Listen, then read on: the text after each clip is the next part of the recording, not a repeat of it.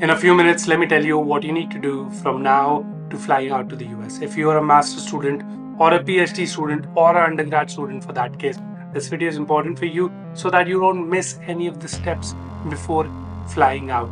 These are all of the things you need to do. First thing, if you haven't got an admit yet from the university, I would recommend you waiting for a while. Usually universities send out admits in April, even in May. Sometimes you're on the wait list. Emailing them wouldn't hurt. So my recommendation for you would be emailing the university you're waiting for admits from and letting them know that you're waiting, and let them know that, hey, you're also considering other universities in case you have other admits. Biggest question comes up like, hey, which university should I choose? I've made a video. If you haven't watched that already, I'm going to leave that link in description.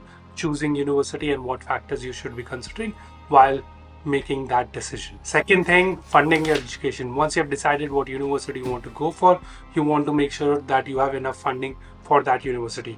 Funding doesn't only mean that you have to pay the fees, it also means that you have to pay accommodation, living, you have to travel to the US, you have to pay health insurance and any kind of extra expenses you would need while you're in the US. So calculating all of that, you need to determine how much funding you will be needing. Right now is a great time, even if you haven't gotten any admits, right now is a great time for you to reach out to banks, for you to reach out to NBFCs. If you need any help, I'm going to leave a link of Radical Edu Loans. They help you find options for education loans. What you need to do is reach out to them or reach out to different NBFCs, banks, nationalized banks, and figure out what all factors are considered when it comes to loan application. Moratorium period, how much loan you would need, what's the repayment period, is there any prepayment penalty, all of these things. Doing that research now will help you. Once you have your funding letter, once you have a pre-approval letter from the bank saying that you will be getting education loan from them, you need to send that letter to your university showing that you already have funding. Sometimes students also do this where they show funding, they show their personal funds and get the I-20 from the university based on that. That's also completely fine. You get your I-20 from the university and that becomes the third step. I-20 is a documentation. If you haven't seen what it looks like, this is exactly what it looks like. If you haven't seen that before, you should study it. I-20 is a documentation which shows what school you're going for, what program you're going for, who's your designated school official, how much is your school going to cost for 1 year. So college is referred to school as well. That's why I'm using that lingo. Once you figure out, okay, I'm be paying like $45,000 for living and my school, then that's the amount of money you have to show to the university to get that I-20. Previously, I-20s used to come in a postal mail. Now everything comes in an email, which is awesome.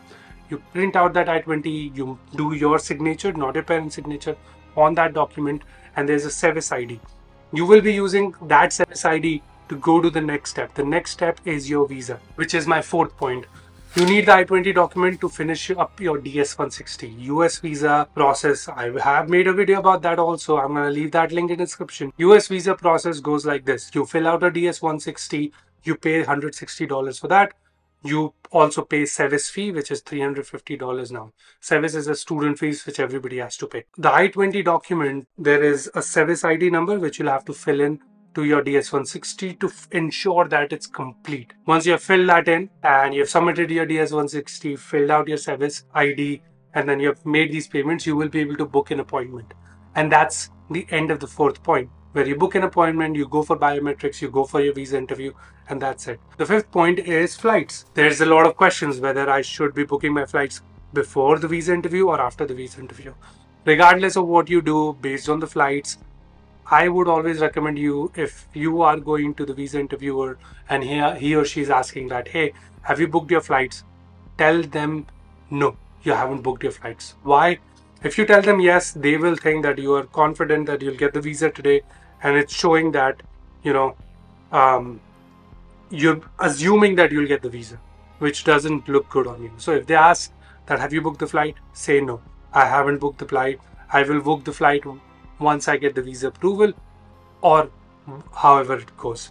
If you also need question and answers, I have a guide for that. I'm going to leave the link in description for that as well. It'll be useful for you. After visa comes the flights, or before the visa. So flights is, I would go to websites like Skyscanner, Google Flights, any of the flight website itself.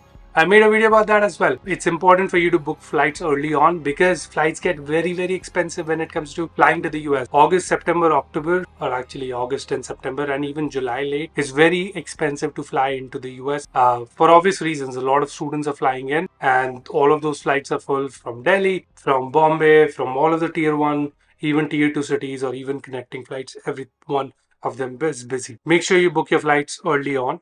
That's why I recommend if you got an admit already and it's your dream admit, move fast on it so that you can book your flights and save some money. Sixth point, get your mark sheets, get your documentation in order, get your transcripts. A lot of universities, Indian universities, your undergrad university won't release your documentation until unless you graduated completely. And you need that official transcript to show either in the visa document or if you're not showing that in the visa interview, you still need to show that once you go to the college. Maybe your college, once you come to the US, they are pretty okay and they can accept the online one. But some of the universities need a physical copy of your transcript to verify and to ensure that it is the correct document. In that case, make sure you have your transcript sorted because it takes a couple of weeks to few months to get that transcript from your college. Seventh is accommodation. While you're doing this, while you're doing even the visa, I would recommend joining WhatsApp groups. Facebook groups have these WhatsApp groups, other WhatsApp groups have these WhatsApp groups where people are finding accommodation.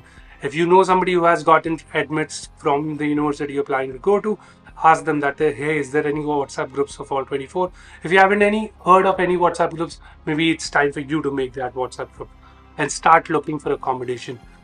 More than looking for accommodation which works for you, the more important thing is looking for a roommate which aligns with your values. Maybe you're a vegetarian, you don't eat any meat. It is very tough to adjust with somebody who eats meat in that case. If you know a person and you want to share a room with them, that's the best way to go ahead with things. But find those WhatsApp groups and start looking for accommodation early on. Why? Because student accommodations fill up so quickly because there's usually the previous 2-year students. So the first year students who are going to second year, they usually take up the nicer accommodations and then are left with, maybe not so nice accommodations and you still have to find roommates. In that case, I recommend go for the accommodation right away. Number 8, forex, fee payments, any kind of money related stuff, sort it out. I would say June to July, that's a good timing. Why? Because forex takes a couple of days to come in. You need to know that how much money you need to carry on forex. You need to know how to make fee payment, right? So figure out whether your university uses a certain kind of software, how you're going to pay your fees, what is the bank process to pay that fees. That's not right away, but it's going to come in June and July, or in August when once you fly to the US, within a couple of weeks you'll have to pay the fees. Or you can also do installments. This happens with US universities. You can pay in 4 installments. That's completely fine as well, but you need to make sure you're aware of how much the fees is paying and what is the best option to transfer that fees to your US bank account or to the university's bank account. And number 9 is health insurance. Health insurance is a big deal because health system here is totally messed up. It costs a lot to do any kind of health procedures. Medicines cost a lot, so you need to make sure you're packing enough medicines and take a health insurance from your university if it's affordable enough. If it's not affordable, there's options like ISO and there's other third-party insurances which actually cover students as well. But I recommend students to go for the university insurance at least for the first year and then they can switch. But sometimes the insurances are like $3,500 a year. That's a lot of money, right? So go for the option which makes the best sense for you. And number 10, packing list. If you need a packing list, I'm going to leave that link in the description. Pack mindfully. There's a lot of things which you really don't need to take with you when you come to the US, but there's a few things which I would recommend, like home food is pretty significant for you to take, so bring that in. These are the 10 things you need to do from now on to before you fly. And if you're a Fall 24 student, there's a WhatsApp group in the link in description. Go join that and I'll see you all there. Thank you so much. I'll see you in the next video.